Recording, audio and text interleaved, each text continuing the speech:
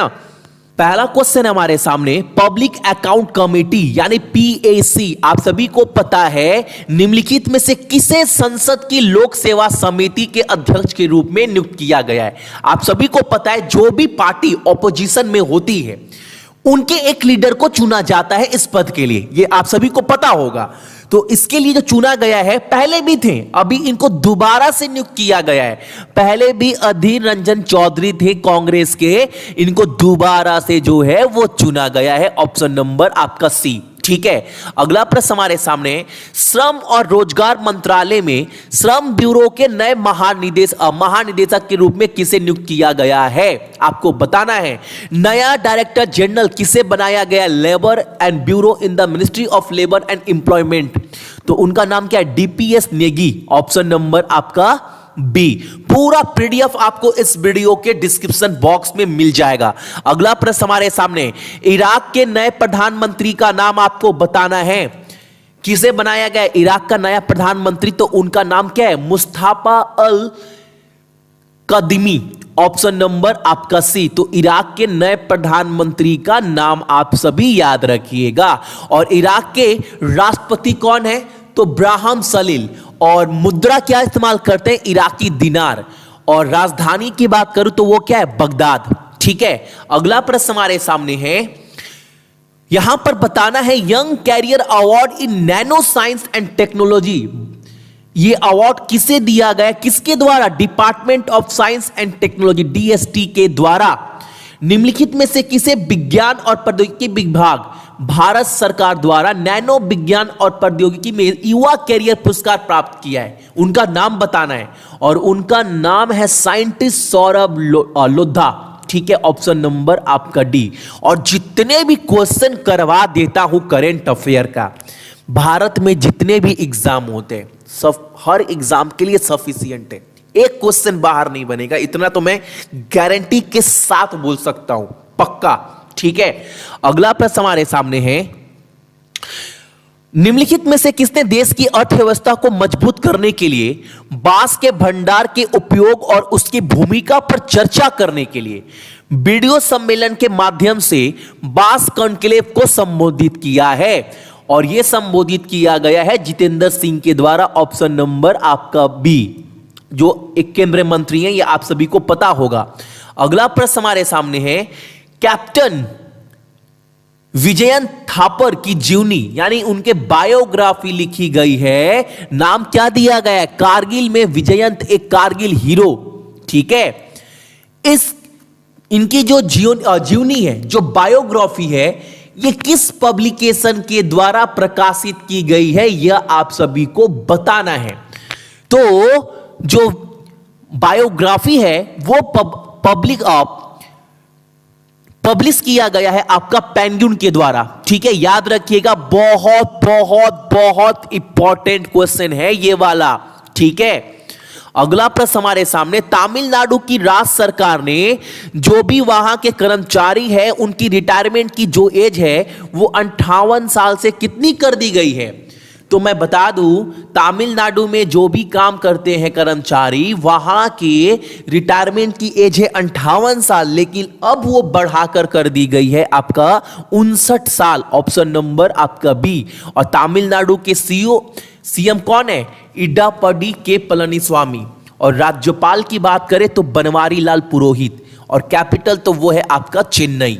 अगला प्रश्न हमारे सामने, किस बैंक ने 50,000 रुपए तक के अधिकतम लोन वाले किसानों के लिए एक आपातकालीन लोन सुविधा शुरू की है। और मैं तो हमेशा बोलता हूं, किसान के लिए हर एक राज्य सरकार और केंद्र सरकार को एनी समय एनी टाइम खड़ा होना पड़ेगा, क्योंकि किसान जो है एक ऐसा स्तंभ है, आप बोल सकते हो ना, इनके बिना देश अधूरा है। अगर खेती जिस दिन खत्म हो गया ना, देश अपना डूब जाएगा, क्योंकि 100 रुपए में 50 रुपए जो इनकम है वो किसान ही कमाकर केंद्र सरकार को देता है, ये आप सभी को पता होना चाहिए। और भारत में 100 में से 55 से 60% लोग जो है वो किसान हैं। तो समझ सकते हैं किसान का निर्माण कितना इंपॉर्टेंट है हमारे भारत के लिए। तो किसान के लिए हर एक राज्य सरकार और केंद्र सरकार को खड़ा होना पड़ेगा किसान के लिए। तो 50,000 रुपए तक के अधिकतम लोन वाले किसान के लिए आपातकालीन लोन सुविधा शुरू की है किस बैंक ने? तो कर्नाटका विकास ग्रामीण बैंक ने। ऑप्शन नंबर आपका सी। अगला प्रश्न हमारे सामने है, प्रौद्योगिकी दिवस कब मनाया जाता है यह आपको बताना। नेशनल टेक्नोलॉजी डे हम लोग कब मनाते हैं? तो 11 मई को।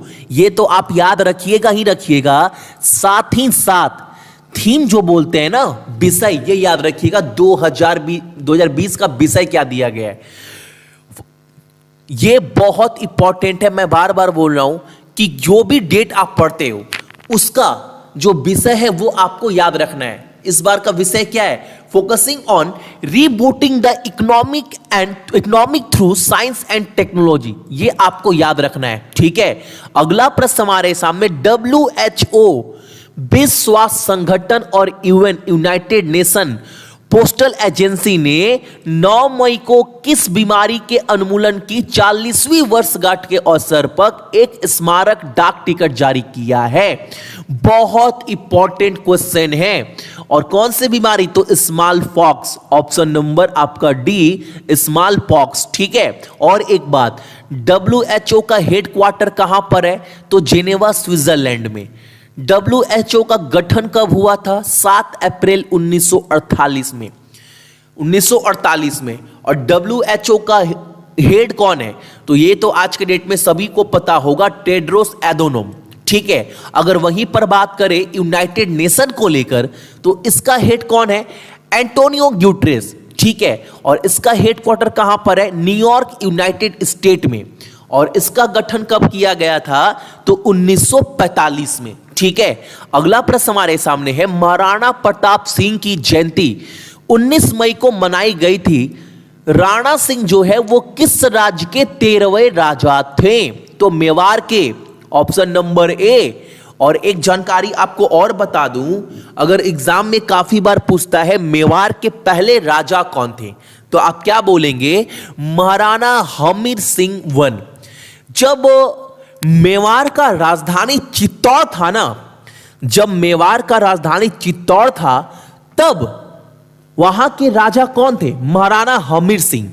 लेकिन एक बात और मैं आपको बता दूं, महाराणा प्रताप सिंह जो वन है ना, जब मेवाड़ का राजधानी उदयपुर था तब ये राजा बने थे। तो ये याद रखिएगा, मेवाड़ के 13वें राजा थे आपका महाराणा प्रताप सिंह वन। और मेवाड़ के पहले राजा कौन थे? तो महाराणा हमीर सिंह वन। याद रखिएगा, एग्जाम में क्वेश्चन पूछता है काफी बार ये चीज। अगला प्रश्न हमारे सामने है, AIIB यानी एशियन इंफ्रास्ट्रक्चर इन्वेस्टमेंट बैंक के द्वारा कोविड-19 आपातकालीन प्रतिक्रिया और स्वास्थ्य प्रणाली की तैयारी परियोजनाओं के लिए कितनी धनराशि जो है वो दी गई है भारत को? तो AIIB Asian infrastructure investment bank के द्वारा $500 मिलियन जो है वो दिया गया है भारत को, ताकि लड़ सके भारत कोविड-19 यानी कोरोना वायरस पैंडेमिक यानी महामारी से। अब बात करूंगा AIIB का प्रेसिडेंट कौन है, अध्यक्ष कौन है उसका? तो वो है आपका जिन ल्यूकिन। और हेडक्वार्टर कहां पर है? तो बीजिंग, चाइना में, ठीक है। अगला प्रश्न हमारे सामने है, प्रवासी राहत मित्र एप्लीकेशन है, एक ऐसा एप्लीकेशन है जो लॉन्च किया गया है प्रवासी श्रमिकों के लिए। यह किस राज्य सरकार के द्वारा लॉन्च किया गया है? तो यह लॉन्च किया गया है उत्तर प्रदेश राज्य सरकार के द्वारा। ऑप्शन नंबर आपका बी। और यह क्या है भैया?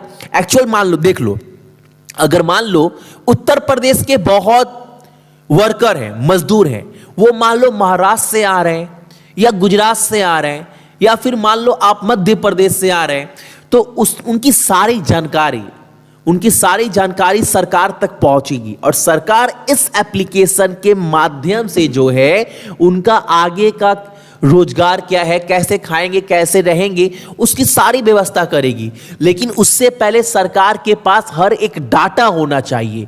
इसीलिए सरकार ने बोला जो भी आ रहे हैं वो अपने फोन में एक एप्लीकेशन इंस्टॉल कर लीजिए, डाउनलोड कर लीजिए और अपना हर एक जानकारी वहां पर अप टू डेट कर दीजिए, जिससे सरकार तक हर एक जानकारी उस मजदूर का पहुंच जाए जो भी उत्तर प्रदेश राज्य सरकार के हैं।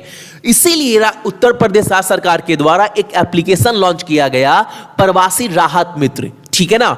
और उत्तर प्रदेश के सीएम कौन है? योगी आदित्यनाथ, कैपिटल लखनऊ और राज्यपाल आनंदीबेन पटेल। अगला प्रश्न हमारे सामने है, किस राज्य ने 1 वर्ष के लिए मैग्नीशियम कार्बोनेट युक्त पान मसाला पर प्रतिबंध लगा दिया है?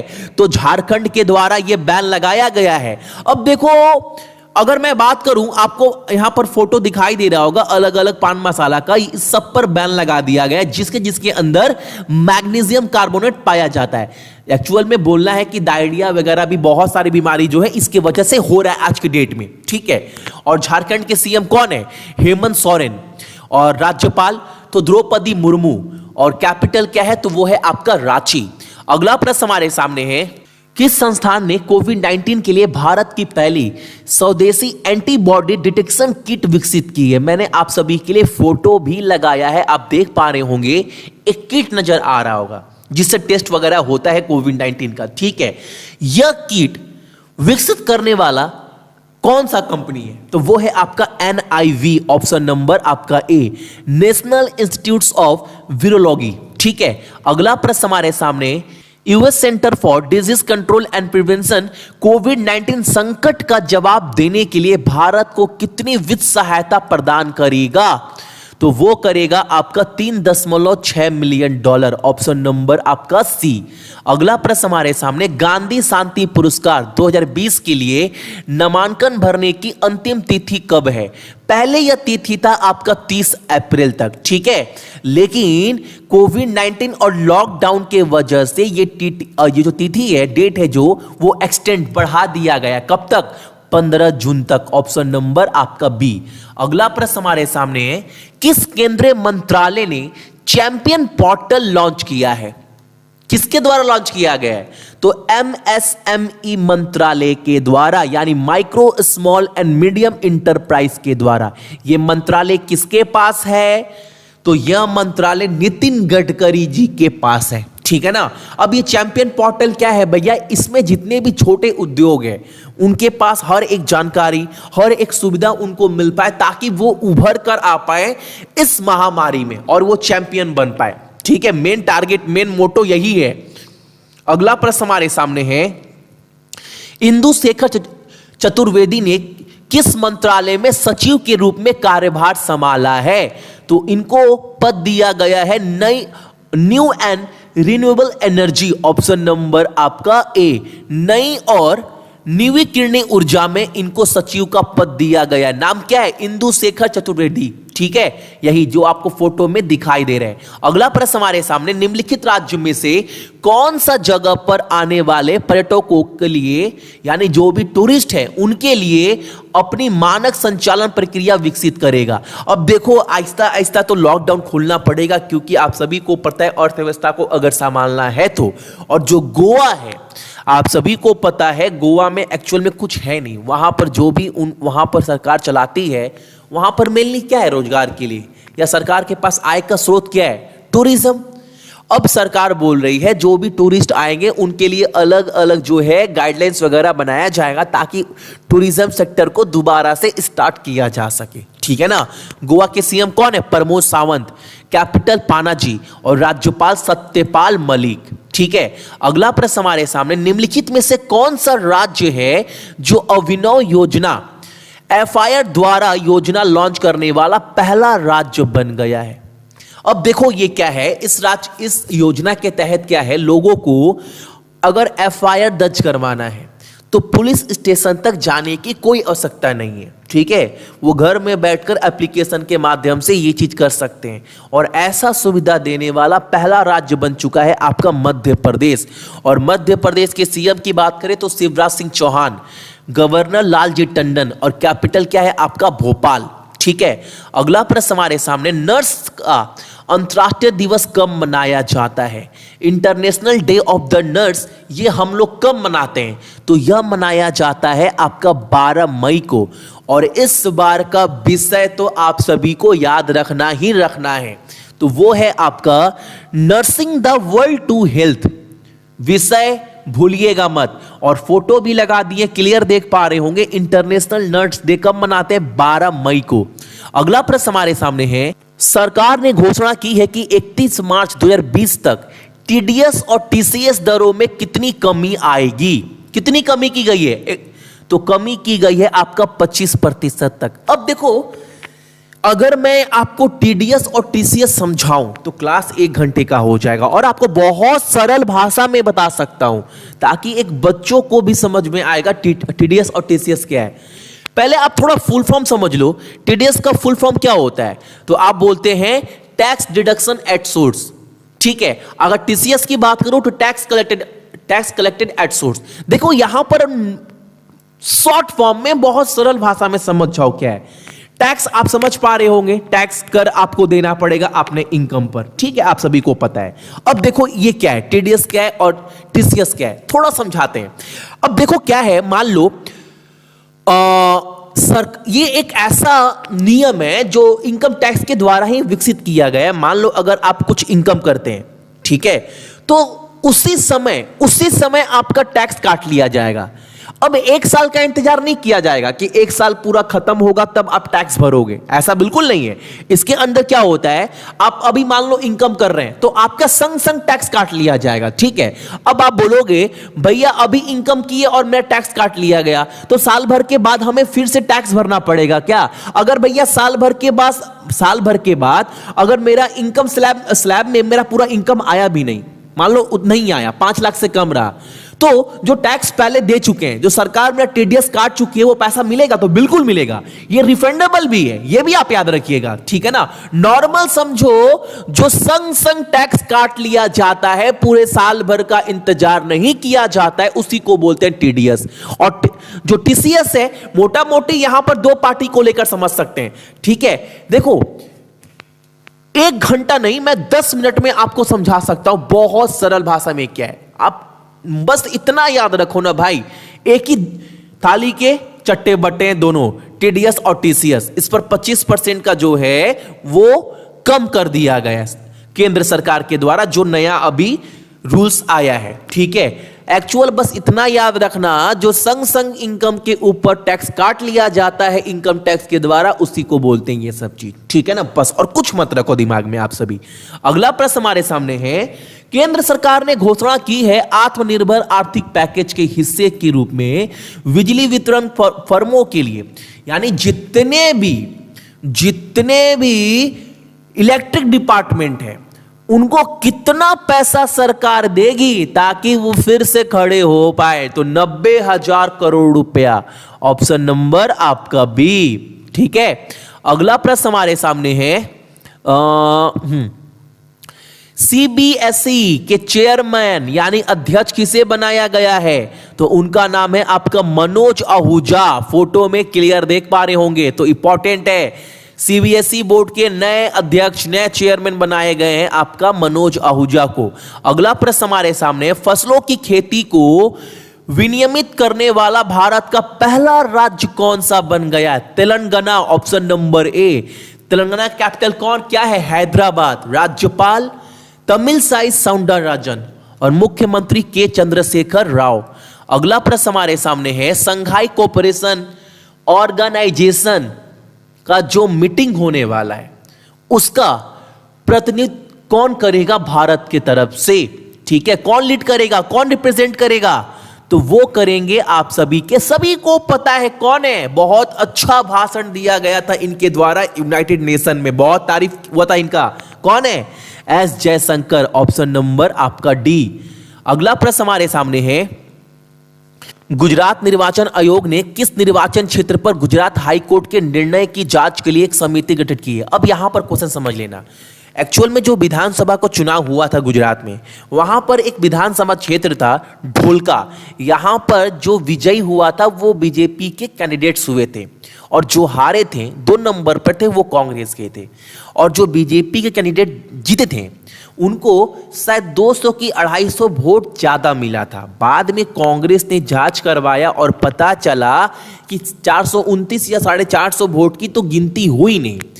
इस चीज को कोर्ट तक लेकर गया कौन? कांग्रेस। और बाद में पता चला ये चीज सही है, और इसका पूरा जांच करने के लिए वहां के हाई कोर्ट के द्वारा एक समिति गठित की गई। अब यहां पर देखो यही सब होगा। अब क्या होगा? अब ऑलरेडी 2-2.5 साल निकल गया है, ठीक है। अब केस चलते चलते 2.5 साल और निकल जाएगा, तो 5 साल तो कंप्लीट हो गया ना, फिर दोबारा चुनाव होगा। तो फिर भी मैं आपको बता दे रहा हूं कि कहां पर बहुत बड़ा लफड़ा हुआ है, गुजरात के किस निर्वाचन क्षेत्र में, तो ढोलका, याद रखिएगा, ठीक है। और सीएम कौन है? विजय रूपानी। राज्यपाल आचार्य देवव्रत। और कैपिटल क्या है गुजरात का? तो गांधीनगर है। अगला प्रश्न हमारे सामने, किस राष्ट्र ने यह कहा है कि वो ईरान पर हथियारों के विस्तार के लिए अमेरिका के जितने भी प्रयास है ना उसका विरोध करेगा? तो यह कहा गया है आपका रसिया का। आपने अक्सर देखा होगा अमेरिका का अक्सर विरोध रसिया करता है, ठीक है, वो दोबारा कर रहा है। अगर बात करें रसिया का कैपिटल तो मॉस्को है, मुद्रा रसियन रबल। अगर बात करें राष्ट्रपति कौन है? Vladimir Putin. और कैपिटल क्या है? तेहरान है। और करेंसी पहले ईरान का क्या था? मैं आपको अप टू डेट बता रहा हूं, ये चेंज हो जाएगा, ठीक है। पहले ईरान का कैपिटल था आपका ईरानियन रियल, लेकिन इसको अभी चेंज कर दिया गया, चेंज हो जाएगा, अभी चेंज हो जाएगा। तो अप टू डेट वाला जो है वो याद रखिएगा। तो वो क्या है आपका? ईरानियन तोमन।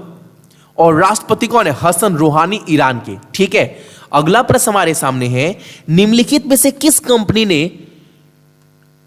अनिश्चित काल के लिए अपने कर्मचारियों को घर से काम करने की अनुमति दी है? तो जितने भी इंप्लॉय हैं ट्विटर के, वो अब घर से काम कर सकते हैं, घर से कंट्रोल कर सकते हैं जितने भी बैकएंड के काम है ट्विटर का। और पहला प्रश्न आपका यही क्वेश्चन से निकल कर आ रहा है, ट्विटर के सीईओ कौन है ना, यह आपको कमेंट कर कर बताना है। और जो भी ट्विटर के सीईओ हैं उन्होंने कितने रुपए का दान दिया है कोविड-19 से लड़ने के लिए? बहुत बड़ा रकम दिया है, बहुत चर्चा में रहे, और मैंने आपको बहुत बार बताया भी है वो चीज। तो आपको कमेंट करके बताना है ट्विटर के सीईओ कौन है, और ट्विटर के सीईओ ने कोविड-19 से लड़ने के लिए कितना पैसा दिया है। तो ये थे आपके इंपॉर्टेंट करेंट अफेयर।